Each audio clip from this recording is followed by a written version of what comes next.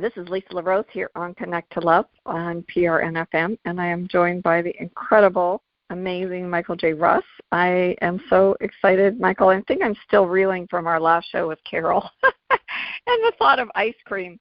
It was just so much fun. It was so much fun to play with her, and it always is as with you. So welcome, and how is your day going today? My day is absolutely amazing. It's hot as blazes outside, and I love it. That's great. Time to go to the pool or get some ice cream or do something fun. Yeah.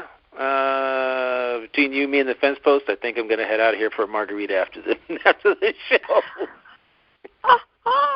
Or make one. Okay. I may need to make one. That's great. Anyway. That's great. I'm enjoying it. I've got tomorrow off. This show's being recorded the day before July 4th, and for those of you who are listening on PRNFM here, and I've got the entire day tomorrow to play and go to a barbecue, making my a dish and just having a good time. Just enjoying. Yeah, absolutely. And I love this show. I love doing this show in the middle of the week. You know, people have this idea about hump day and all that. Hey, I love Wednesdays. I do too. They are fantastic. I love every day. Yeah, it's like every day is just another day, but hey, I love Wednesday. I love Thursday. I love Monday. I love them all. Mm-hmm. Oh, why without a doubt. No, I know. I'm making my own reality every day, so I love every day. I know. You're absolutely right. And Michael, this morning we chatted just briefly, and he had an amazing topic for the show, and I just love it because it's something that's near and dear to my heart. You know, I affectionately am known as the woman of wonder, and because I wonder and I have this incredible curiosity about the world, but I also like to be creative, and I love to play. I love to play and do silly things, and I don't know that I will ever feel grown up. I don't know about you, Michael, but just because my body has been through so many revolutions around the sun, I still don't feel too different from when I was a child. And you know what I love about children is they have this innate ability, and they love to play and explore the world and their place in it. And they just have this like natural curiosity and creativity and whatnot. And I think somewhere along the way, probably when we're tamed and put into school, you know, that kind of, you have recess and you go out and play, but you kind of start to wear that away. But I remember, oh my gosh, I remember getting into so much trouble for this, but they were tarring the roads, and I was so curious about this stuff that was on the street, and I started pulling it up and making balls out of it. And it occupied my time for a very long time until I went in the house and my mother said, "What are you doing?" Because my fingernails are all covered in tar. But I mean, I would play in the mud. I love to play in my sandbox. I love to play, and I still do. So I would love for you, if you don't mind, Michael, just sharing with the audience a little bit about what inspired this topic for you and how it moves you and how you like to play. Well, thank you so much. Watched the movie last night on Amazon Prime, and it was called A Family Affair. And it was just one of these amazing movies that it had this plot of Scrooge kind of plot. You know, a guy who's all caught up in himself and his work and everything like that, ignoring his family and his kids and everything else, and he has an angel that comes down when he gets to a point where he knows he's lonely. There's no one in his life. There's nobody in his life to help celebrate one of his greatest achievements, which is 15 years as a TV show host. And yeah, it's really interesting. So he goes to his mother's grave. And a mother's grave, and his brother who passed away young, and he says this prayer. We don't know what the prayer is. He says this prayer, and all of a sudden the wind starts blowing, the sky opens up, the sun shines through on him, and then he's going, wow, what's going on here? And he turns around, and there's a guy standing next to a tree, and he goes, hey man, I'm sorry, this is a private private area. This is only my family's buried here, man. I just want some privacy. And he goes, yeah, I know. And he goes through this whole thing. But it turns out that this guy is, he says he's an angel. Obviously, he doesn't believe it, but he comes to believe him. And he says, hey, he says, I know what your prayer was. And he goes, what do you mean you know what my prayer does? I didn't even speak it out loud. And he turns around and he recites the prayer that he said. And he goes, well, okay, hold on a second. And it's the long story short, because I don't ruin this, because this is an absolutely fabulous movie that is, it's a transformational story, which I absolutely love, transforming from negative to positive. And he takes him back. He gives him a week, any week in his life that he would want to go back and change. And we'd all love to have that, wouldn't we? Going back any week, he says, I'll give you 7 days. You can do whatever you want in that 7 days to make it right for yourself. And he goes back. And that's what the movie is about. So he goes from being playful, dancing, and all that kind of stuff to not being involved with his family. All he was involved in work, 7 days a week. He can't do anything with his family. He can't do anything with his wife. He can't do anything with his kids. I mean, nothing. And he's this Ellen DeGeneres kind of TV show star. He's got a talk show, and he dances in the beginning, he dances at the end, sometimes he dances in the middle, and that's what the show is known about, is being playful and dancing and having a good time. Yet that's not his life. Away from the show, he's just, he's just, that's just all, it's not an act, it's who he is, but he has, the play, he doesn't play away from work, because he's always thinking about work when he's not at work. It's really a strange dichotomy, but it started me thinking about my own life and how playful I am.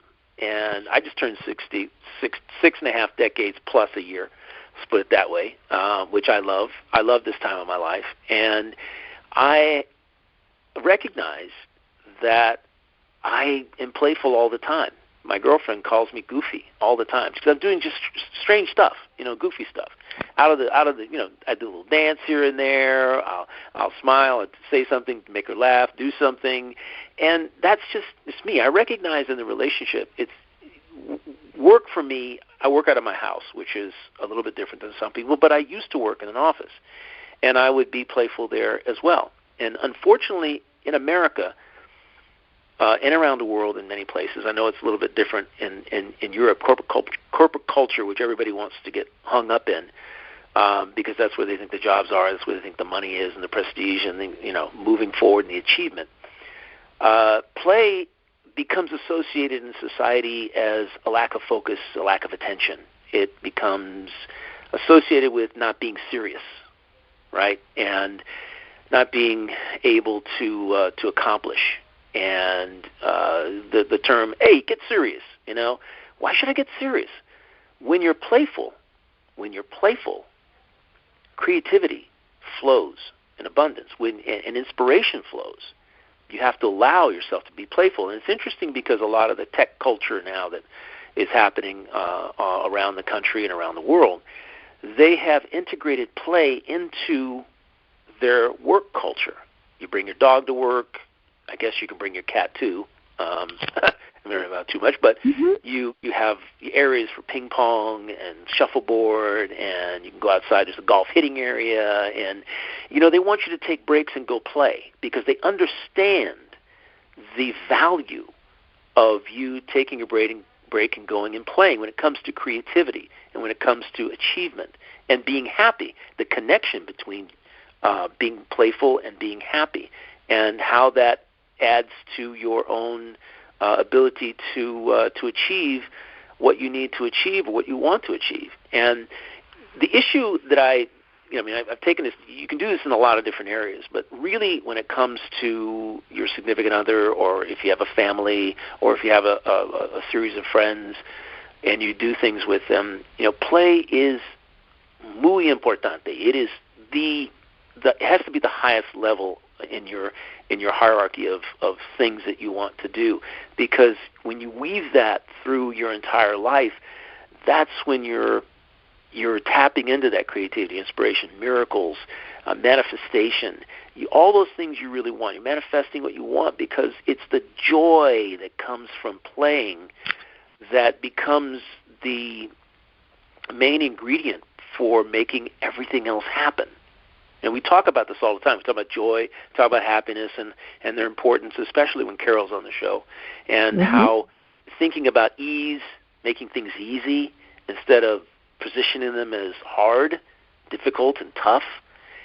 That when you're playing, when you're playful, that joy just permeates your entire life, and that's then what you begin to attract to you.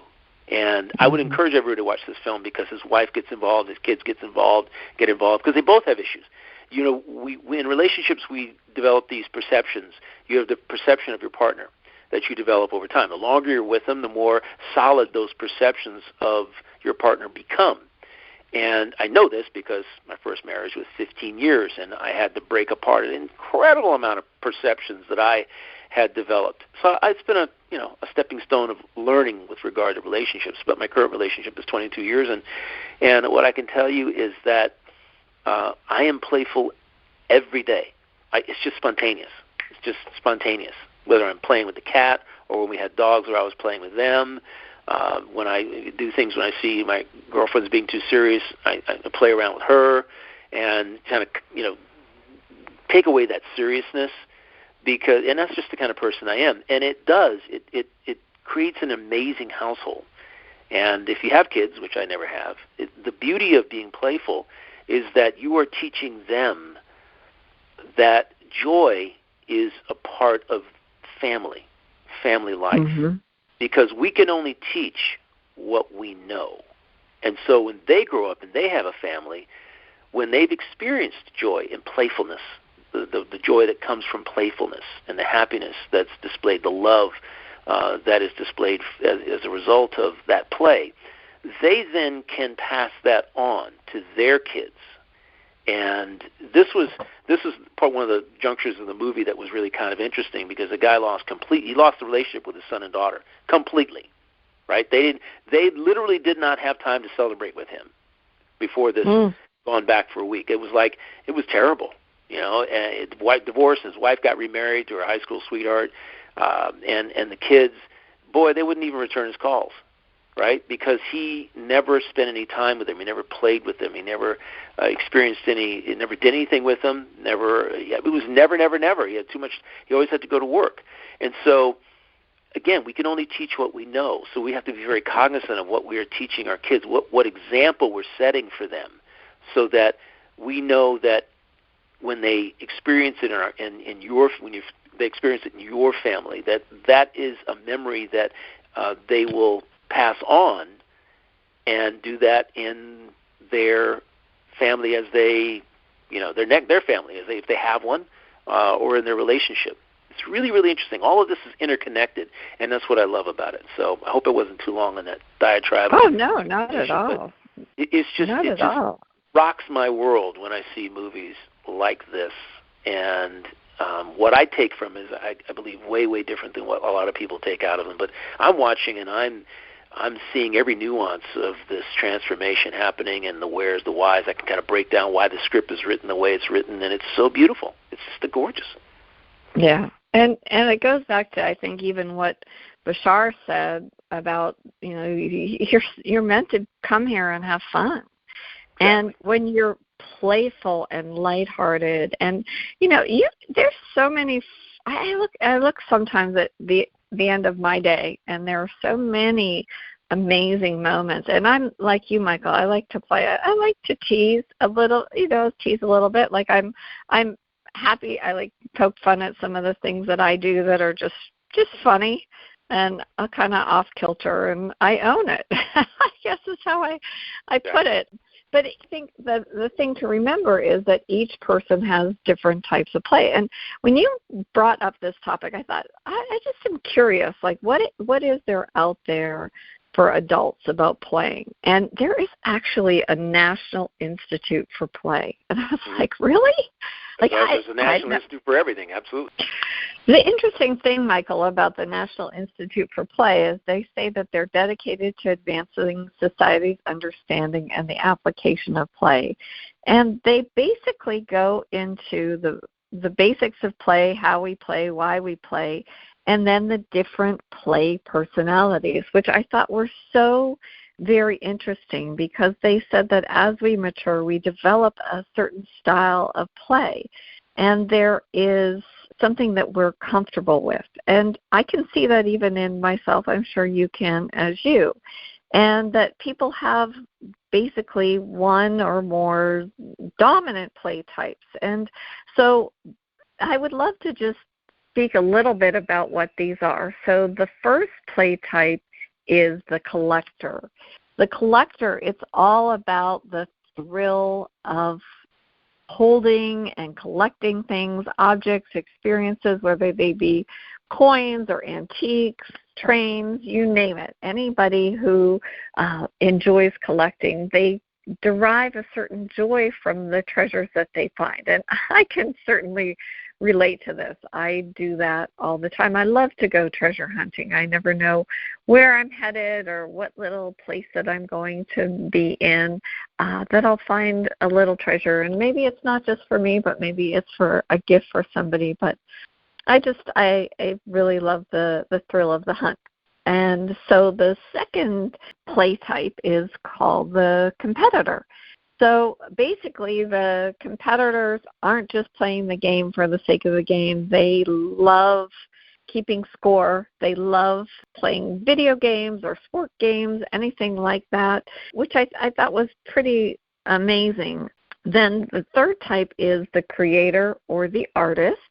And they love painting, printmaking, pottery, sculpture. I think probably you could put musicians in this category as well, anybody who writes music. I used to love to do found object art, and they actually say that that's part of it, that a creative artist might enjoy taking something apart and putting it back together. And they list Steve Jobs as one of those creators and the artists, and we all know how amazing he was in creating Apple Computer. Then the next type of play personality is the director, and they have a wonderful picture of Oprah Winfrey, and I think that she sort of sums it up. She loves planning and executing events. They say that they are, for them, the world is a stage, and the rest of us are just merely players in the director's game, which I thought was so interesting. But if you look at Oprah, she has really not only taken her career from television show host, she's taken it into so many different directions. She has her own network. She has her own production company. It's really quite amazing. So the next play type is what they refer to as the explorer, and they have somebody like Jane Goodall and Richard Branson. I think that we all know how profound their experiences and their type of play has impacted others. They said that exploring can be physical, actually going to places, or even just emotional, that there is sometimes a feeling that you get through music, movement, whatever it is. And they even put Dr. Jonas Salk, the polio vaccine creator, as that explorer personality. And then the next personality is the joker. And sometimes I know, Michael, you said that this is right in alignment with you, that the joker loves playing around. They like little games. They like to make people laugh. I know lots of people that are like that. I know you enjoy making others laugh as well. The last type of play was kinesthetic. So somebody that does yoga or dances or jump ropes just for the joy of it, not for any other reason. It's somebody who likes to move, somebody who moves in order to think. In this category, there's athletes such as Serena Williams. They have different individuals that like to dance or do yoga, jump rope. And so a kinesthete is somebody who likes to play and can fit. Competition isn't really the main focus. It's just more about movement. I don't know anybody, if you put on a good piece of music, whatever it is, even if it's just jazz, I mean, if your hips don't move and you don't like groove into it, I don't know. the way music moves me. Kind of jazz I listen to, yeah, you can dance to. Yeah, no, for sure. But it is, and then you might with your girlfriend, you're dancing in the kitchen, you might just grab her arm and twirl her around. I mean, that's a beautiful type of play, and it nurtures the relationship. It nurtures. And it may not be that you're playing for hours. I know you play board games and you play dominoes and other things, but it doesn't have to be that. It can be just a few minutes of play. Spontaneous, momentary, a few seconds, a minute. Yeah, it's fantastic. Then we have the storyteller, and the imagination is key for this type of play. Storytellers love to engage in stories and capture the emotions of individuals. I think that most people in the movie industry are storytellers, but also somebody like Garrison Keillor, who did the radio shows, just could capture people with their voice and draw people in. There's an exciting sense of drama. But so that's just basically, in a nutshell, what that is all about. And they encourage for adults to sort of find the right type of play that's right for you. There is a science of play and a library for play. I mean, it's just a whole plethora of different things. So I would encourage people to sort of explore and look at what their primary dominant part of play is, and perhaps some of the other things that you'd like to explore. You may not be a joker, but it's something that you've always wanted to try. Maybe you can find a meetup group where it's an amateur comedy club, whatever it is, or just connect with people who enjoy the same types of play that you do. And I think about, that's kind of what we do with Carol. It may not be in the same format, but we're exploring other aspects of consciousness, and it's fun. It's a lot of fun. I mean, you and I, when we get together and get on the phone, I mean, I consider it playtime. I don't knock on your mother's door and say, "Can Michael come out and play today?" Yeah, but we do. It's fantastic. That's the beauty of play. There's no time limit. It could be short, it could be long. It should, if you look somebody in the eye and you get playful with them, that's another category of play. It's not always dancing or whatever. It was it's interesting because you'll discover in this movie that there's a little thing that the therapist they go to kind of suggests, and you'll see it kind of from the middle to the end of the movie, something that they do that signifies that they're paying attention to each other.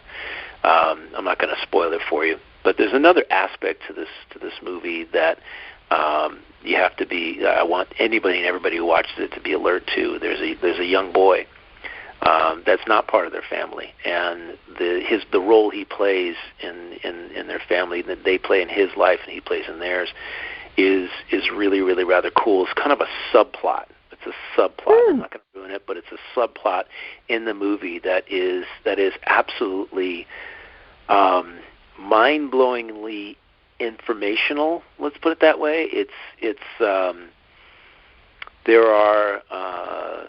There are kids with single parents, and that's all I'm going to say, because you're going to love this aspect of the movie. It's a little subplot that's running in this thing that is really, really sweet. It's beautiful. I swear to God, you'll tear up at the end based on that. But when you find out about this relationship that kind of develops, and how there's another person outside of the family who's been transformed by this family, and how they've transformed themselves. So yeah, it's kind of cool, and that's something that it's something that we all should be alert to. And when we are, because a lot of times we're so busy and we're doing things so serious about stuff that you miss the little nuances of the little opportunities that you have to play a positive role in the life of someone else.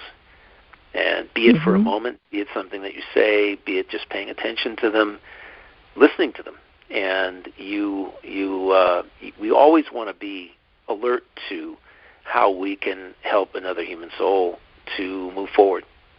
And I think that's very, very, very important. I'm always alert to it, wherever I am, to instances where I might be able to impart something to someone that they might take themselves, should they choose to, and implement it in their own lives, implement a change that makes a tremendous difference in their life going forward. It's that one degree of change. One little thing you say today to someone may take them completely to a completely different place in the rest of their life.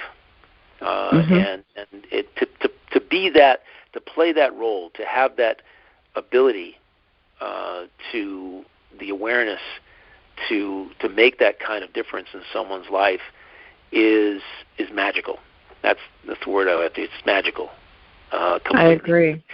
You can extrapolate out. I mean, we none of us know exactly why we're here. I mean, there's a multitude of things that if we were to go speak with Carol or speak with the teachers, get in touch with your own guide, there'd be a multitude of things that you have on your to-do list, your intention list, as a soul incarnating, in this playful realm that we have called the earthly plane.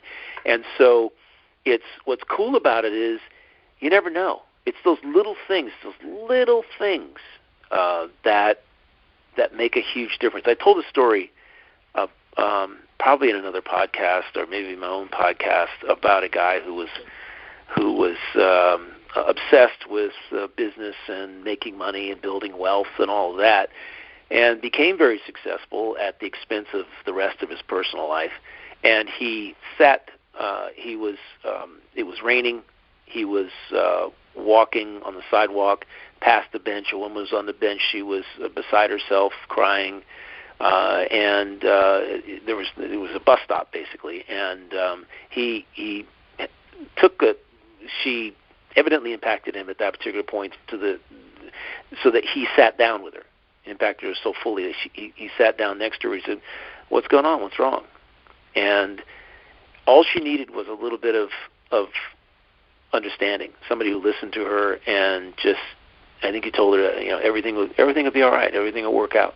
And he got up and he left. And he was so, I can't say the word. He was so taken by this woman. He left his briefcase he just walked away. And she found him later and able to give the briefcase back. But when he died, in his soul review, this little insignificant thing. It wasn't the fact that he made a lot of money and gave thousands and thousands of dollars to charities and all these things that he thought was his purpose in life, is to make a lot of money, be charitable, philanthropic, to help humanity, whatever. No. It was this one little event on the bench. That was what stuck out. That was the thing that transformed, that helped him ascend to another level as a soul. Not that other stuff. The stuff we think is important, right? Named a bridge after me, named a hospital after my wing, I gave millions of dollars to blah, blah, blah. No, it's not that. It's the little personal interaction, soul to soul. Because we're all one. We're all on this planet. We've got 8 billion of us. We're all souls. The only thing that separates us is our own personality and the understanding that that we are here to, go do our own thing. And the personality gets in the way. We forget about the oneness, but really we're all one. We're all of the same well of water, so to speak. We're just droplets, 8 billion droplets of water from the same well. We forget that. And in forgetting that, our joy goes with it as well, because we get caught up in the things that we think are important, wrapped up in trying to make money and get work and whatever it is that we're looking to do to work up the success ladder that we have as kids we're taught that that's what you do. And as I said at the beginning, at the point where you even mentioned at the beginning of this conversation, there's a point in your life where you stop playing, because play is associated. Play becomes a negative. It's a positive until it's a negative, right? Because how can you play and be serious? Those two are incompatible, right? Not really, but that's what society teaches you. And once you bite off on that thought virus, then the play gets more and more distant. The play gets distant. Right. And in getting distant, you disassociate from it completely, because that, wow, no girl would want to have me if I play around. If I'm playful. Wrong. If your girl doesn't like the fact that you're playful, you got the wrong girl. You definitely have the wrong girl, right? For sure. Or you've got the wrong idea. This whole relationship thing is kind of funny to me, because people have these ideals about the kind of person they want to be with, and it's this laundry list of whatever traits that you want to have in someone, when really you just want to have fun with them. And if you can have fun with that particular person, then what's the point? The idea is to have fun, to be playful, to enjoy life, and you want to share that with somebody and build on that with somebody. So anyway, that's kind of where I go with that. Well, you're absolutely right, and you time does just seem to disappear in this time-space reality that we're in.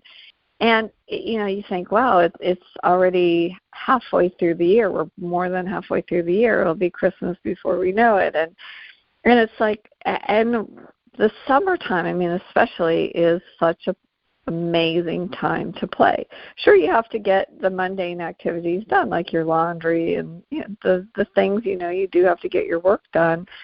But even if you just take a 15-minute break and do something playful, if it's raining outside. When's the last time you jumped in a mud puddle? I have boots that I bought just so I could do that. And when I was in England, that's when I bought my boots, because everybody said, you need these boots. You're going to go to England. And I brought them with me, and it didn't even rain. It was amazing. But I used them when I went into, I was in Tintagel, and I went into Merlin's cave, and you could walk all the way down these stairs and, winds around, and everybody was kind of staying in the safe zone. And I'm like, hey, you know what? I got these boots. I can walk in the water.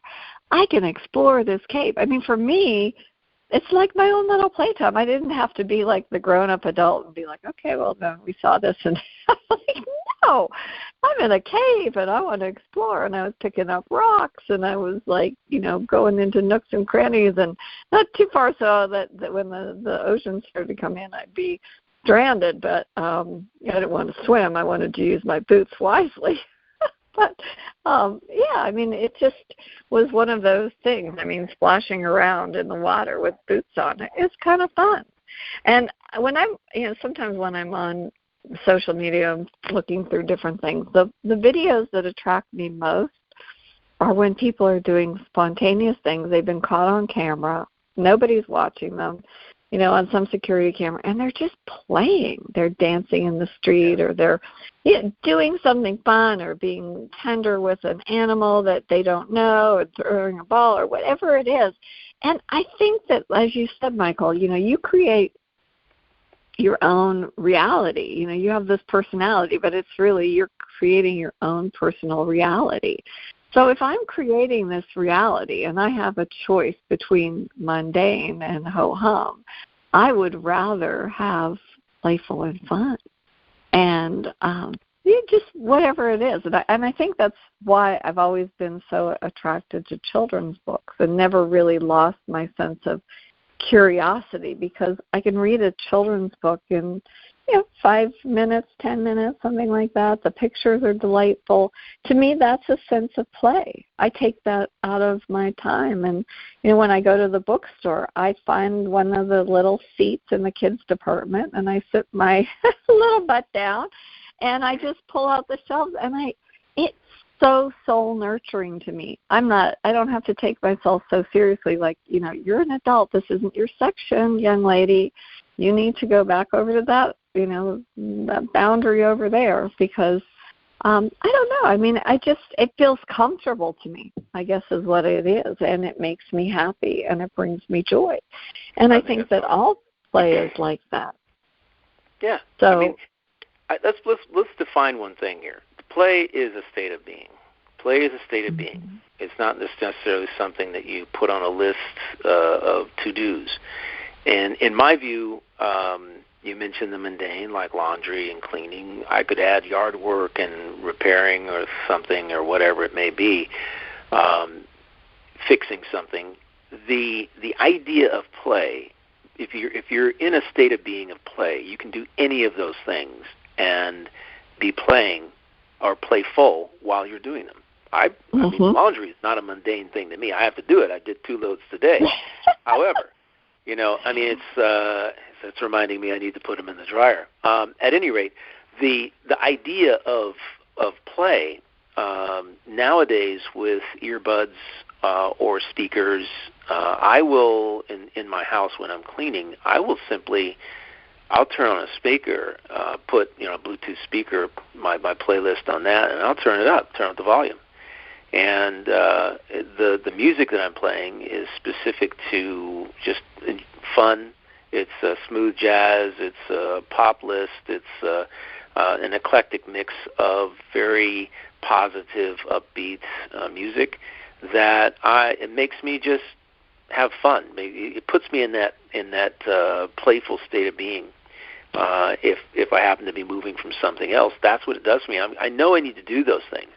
So when I'm cleaning the house, I'm doing it, and I'm kind of moving and grooving while I'm doing it. And I might take a break for a moment and hit a couple of moves, or just sing along, or whatever it may be. Grab my girlfriend's hand for a second, and in between doing one thing or another, and have a couple of moves, and then get back to it.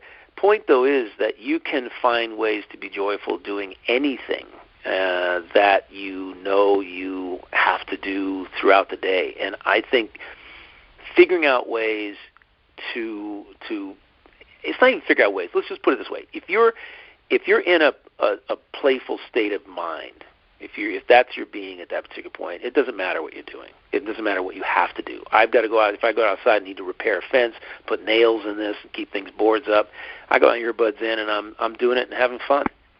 There's time I might break out in a couple of moves while I'm playing golf because I earbud in my left ear, playing my favorite track and nobody knows what I'm listening to, right? And I might just, tap my foot or, do something, do a couple of drum moves or whatever. It's just fun. You can have fun doing anything, and I think that's the purpose of that I want to. That's the point I want to get across to our audience here on PRN-FM is that you can. It's establishing a playful state of being that you want. It's that. And it may include stopping something and going outside and playing in the water. It may include going and putting on your bathing suit in the middle of a project and going and jumping in the pool and swimming a few laps and then getting out and going back to what it is that you were doing. It may be anything, any number of things. It's like, heck, the possibilities are infinite, and it's meant for you to have fun with it. You just do it, right? It's that state of being that you have that you can make anything fun, and that's what I love to do. Truly. I mean, I think, Michael, back to the conversation this morning, you were cleaning out the barn and the stall, and actually it was so sweet and so tender. I mean, it wasn't as the horse was playing with you. And, she kept trying to escape, and she's letting you know she's not, she definitely is a pretty smart cookie. But it was so delightful for me to be sort of a fly on the wall, even though I wasn't there, to just, hear the little banter back and forth. It was playful. It was fun. It brought, not only did it brought me a lot of joy. And I think that when you have just even little things like that help you kind of break free of the routine, you reconnect with the simple pleasures, and it's fun. And before you know it, your task is done. I mean, I think I was doing a couple tasks while we were on the phone, and you were doing the things, and before you know it, you're like, well, I'm almost done. And it was fun, and I think that when you share that laughter and those lighthearted moments, that's really, like you had said before, those are the lasting memories. That's what that movie, even though I haven't seen it, I'm sure was trying to really get across, the fact that these memories and the sense of connection in playing with and making that time. Once those, you have little kids. I don't have little kids, but when they're no longer 6, 7, 8, they get to be 13. They don't have a different viewpoint of how they want to hang out with you, and right. So those are sort of golden moments. I mean, even like with my nieces, I look and you think, some of the things that we did that were lots of fun when we played. And I decided my sister she was going away, and I was watching my nieces that they were going to do this craft. Of course, it was when Aunt Lisa was watching them because they really wanted to make this slime that they had seen on TV. And so I bought all the ingredients. And it was a mess. My dining room had colored, like I had, like, oh my goodness, I think it was baking. It was not baking soda. It was baking powder, I think. And it, you mix it with water, and you mix all these other things, and all the colors, and everything was everywhere. And then once it got gooey, I mean, all different consistencies, and it was all over. And I said to my sister, I see why you left this for Mom. So true. Absolutely. That is the biggest beauty of being around kids. But it was so fun and so delightful. It's a memory. It's a memory, and everything got cleaned up, and it was no big deal, and I wasn't in tears like, oh my goodness, my furniture. No, it was fun, and they remember it, and I remember it, and I don't know that I would ever do it again, but it was fun. Yeah, I agree with you. I agree with you 110%. That's one of the things that it is those memories that we have when we. It's interesting. I would rather have a million memories, joyful memories, to pull out of my memory banks when I'm 70 years old, not too far away from that, than be thinking about divorce or how this happened and that happened. You know what? Life is such where everybody is going to have a lot of trials. They're going to have a lot of opportunities to label things as adversity. That's going to happen. This is life. I mean, there's going to be bad news. There's going to be good news. And if you can turn the bad news into something positive, then and keep the good news good, keep that positive, then you're going to be way ahead of the game when it comes to feeling good about yourself. And let's not forget, joyful, the state of being of joy, also is a huge factor in health, mental health, physical health. It's just huge when it comes to longevity, when it comes to stress, minimizing stress that you may or may not be subjecting yourself to. It's pretty amazing. It has, when it comes to wellness, being joyful is something that a joyful state of being is something that really, really is beneficial. And again, it's one of those things that it doesn't cost any money. It's a state of mind. That's what it is. State of mind. So you could be under any circumstance in your life and be joyful. I mean, I've seen people. It's interesting. I had a friend of mine who was my best friend in high school, and he was in the throes of going through radiation for a brain tumor.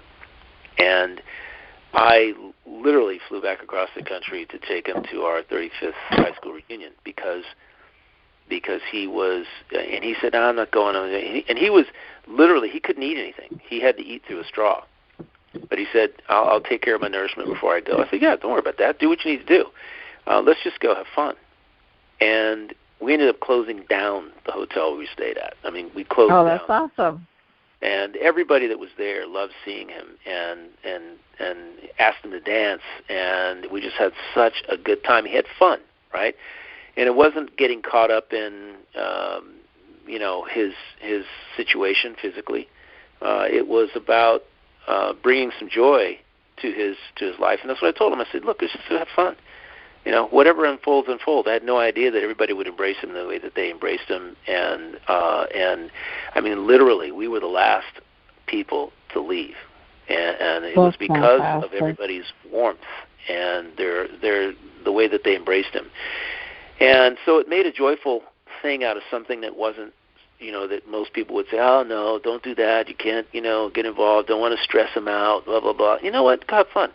It's amazing what you can do when you feel really good about yourself and about life. When you're in that joyful state of mind, it's amazing what you can actually accomplish, what you can do, much more than what you thought. And yes, there's the time factor. Time passes much more quickly. I mean, there's just so many benefits to it whatsoever.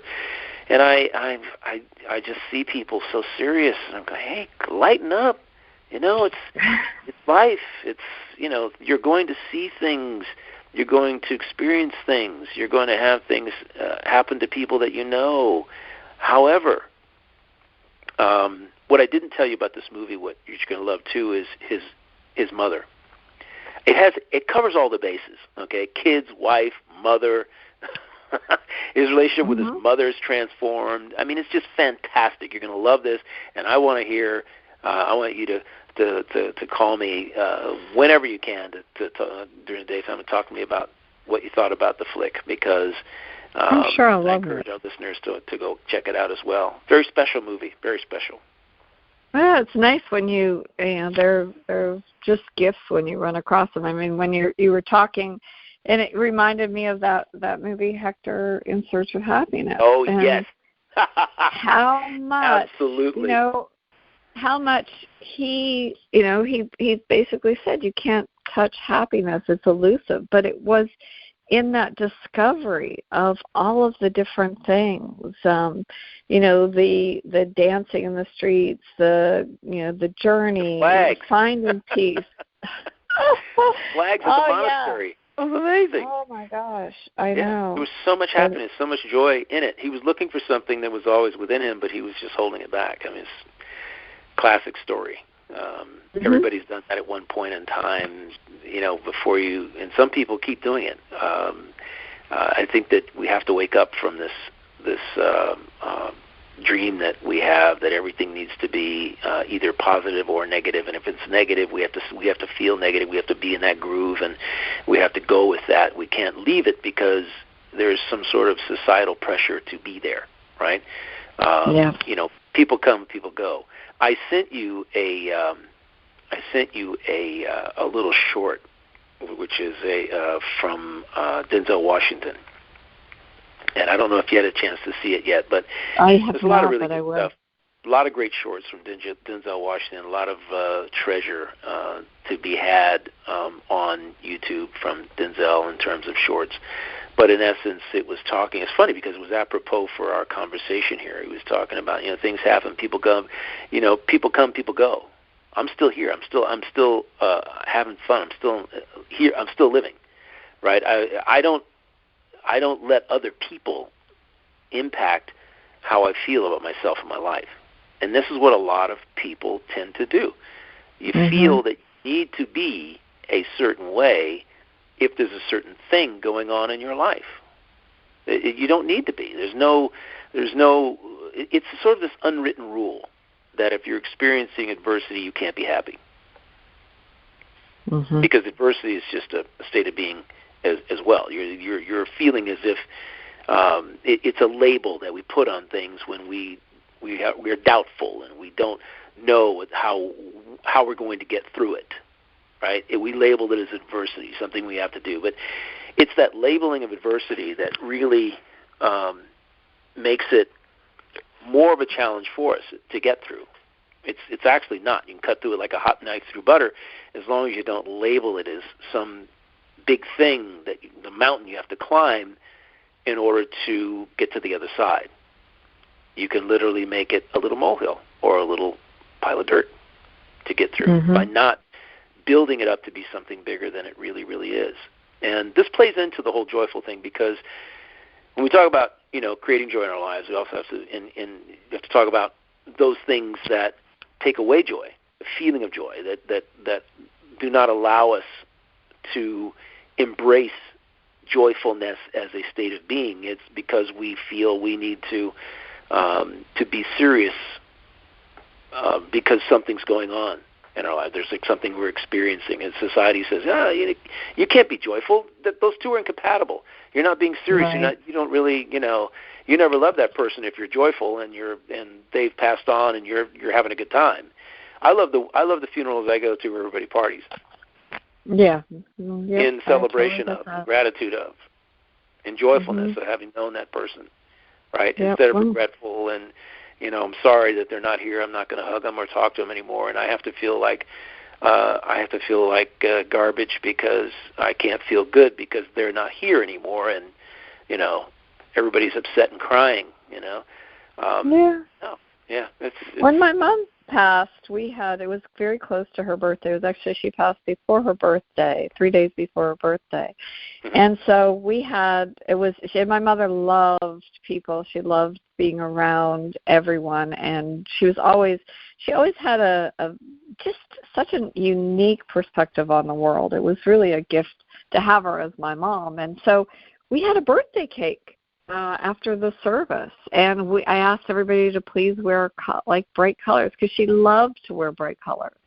And it was about the laughter, and there were, of course there were tears shed, but there was the videographer did an amazing video put together. So I some snapshots that I had put together, and they asked what music I wanted, and I actually had The Wonderful World and now it's going to escape me, by the Hawaiian.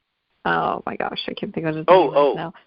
Oh, you're talking about the the large Hawaiian singer that passed on? Yeah, Somewhere Over the Rainbow. Yeah. Oz. Yeah, Oz is amazing. His name. Oh man, he was. Yeah. And when they had his service, I don't know if you've ever seen. He passed away quite young. Yeah, he did. And it was a beautiful. Pounds. They had boats and people were jumping off, and it was a oh my gosh, it was the most beautiful celebration as they released his ashes. And oh my gosh, it was just so, it just really moved me. And I think I keep that in my mind. And George Bernard Shaw, who wrote Pygmalion, which became the Eliza Doolittle, I don't remember when it was made for TV with Audrey Hepburn. But, it was about this transformation of a gutter girl who was made into a lady. But it was a very playful play. It was a playful movie. But he said, we don't stop playing because we grow old. We grow old because we stop playing. And I think that is the key. Like, if you think of play, everybody's looking for the secret, this like anti-aging secret. The vital elixir for the human spirit, no matter what your age is play. Play, laughter, infectious laughter. Do you ever see little kids, they just get the giggles? And you can't, they're like, what's so funny? And they just giggle and giggle and giggle, and they can't even tell you what they're laughing about. Yeah, we grow up and we forget all about the child in us. We get hardened by life, as they like to say. We get hardened by life. And parents have something to do with that too, in my view, when they start telling you, time to grow up, time to get serious, about life, about what you're going to do, because they want you to succeed. And in my view, it's succeeding in spite of happiness. Happiness has to take a back seat now. Joy has to take a back seat, because what happens after that is, it's what I was talking about earlier. Being joyful, being happy, being playful is not synonymous with success. You have to get serious in order to be successful. And that means that you can't be that way anymore. You can't be inspired to be joyful in the moment. You can't do any of the things you did as a kid. You can't be inspired by play. And you and I both know play and inspiration and creativity have a lot to, they're deeply connected, right? Deeply connected. So true. And I don't know where it is where we prioritize responsibility over pleasure. Yes, you have responsibilities, but then you sort of neglect the vital role that play is in our lives. There's so many benefits to it. Not only does it reduce stress, it helps us unwind, it helps us recharge. I know if you've had a busy day, that you just take a few moments to do something playful, it just sort of discharges that. And you can't be creative without being playful.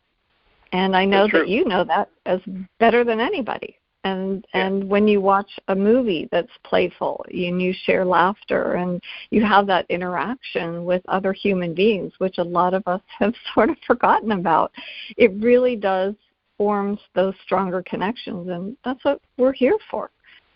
Well, as I mentioned earlier, there was a survey that came out that said 23% of people in the United States that they surveyed are truly lonely, right? And play is, and somehow I truly believe that that's connected to how early on we're told not to play. That we develop connections with people and through play. And if a child is told, in my view, too early in life not to have fun, not to play, not to be spontaneous with their play and the joy and the happiness that it creates, then that can impact them as an adult in a very adverse way when it comes to connecting with people.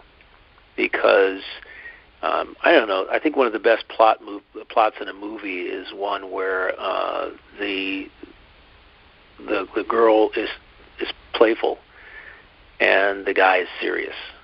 And somehow she's able to open him up over time to, crack through that hardened surface that has been developed, and somehow manages to bring out the playfulness in that particular individual. And they fall in love and live happily ever after. And that, or not, and then they're still playful, right? There's something that it's a transformational theme that I think is in a lot of romantic movies, romantic comedies or otherwise. But you see it, and you're going. Whenever time I see it, I'm going, dang, that's a shame. What in the world? What hardened this person? And then you go back to their parents, and you find, oh yeah, right. There's a flashback, and Johnny was out playing in the yard, and instead of taking the trash out, right? So. He's chastised for that, and then Johnny's playing when he should be doing something else, some other kind of chore. And it is possible to, get caught up in play and forget about the other things that quote unquote responsibilities that we have. I was able to do both as a kid. I don't know. I'm no problem taking out the trash. Just tell me once it's out, and I'm back to playing again. Right? That's a great gift. Yeah, even today. I mean, I just put the trash out, and I'm back to doing something else. It's just a thing, right? And a lot of times we attach negativity, negative perceptions to things. And in my view, invest in those things, invest in the negativity, the negative feelings and emotions generated by having to do something that's so simple and quick. It's simple. You take the trash, you put it in the bin, you take the bin to the curb or wherever it needs to go. And that's it. And you keep playing. And you can actually make play out of that, right? You can. Yeah, you can open the bin and you can see if you can toss the trash into the bin from some distance, right? As long as it doesn't break all open and cause more work, everything's all good. Yeah, you're right. You're right. But I mean, there's a way to wrap play around just about everything, in my view. And it's a function of being creative in doing it, being inspired, and wanting to do it, right? Yeah. Wanting to be joyful, be playful. It's a gift, in my view, that we can take advantage of, and it's a skill we can develop. I just put it that way. I have a question, Michael, because when you brought up the movies where somebody is being playful, do you notice a twinkle in their eye? Because I notice it in little children's eyes, that when they're getting ready to play, there is... Well, no, in human life, because I sort of feel like that with me, that like if I know that I'm going to get out to play, like of going to the pool or doing whatever, or going to go play with my dogs. Even my one little dog, Snoop Dogg, he has this little twinkle in his eye when I grab his. He never knew how to play. And that was what was really funny, because he was always in a cage. So he had to learn how to play. So I had to find the languaging to be able to get him to play.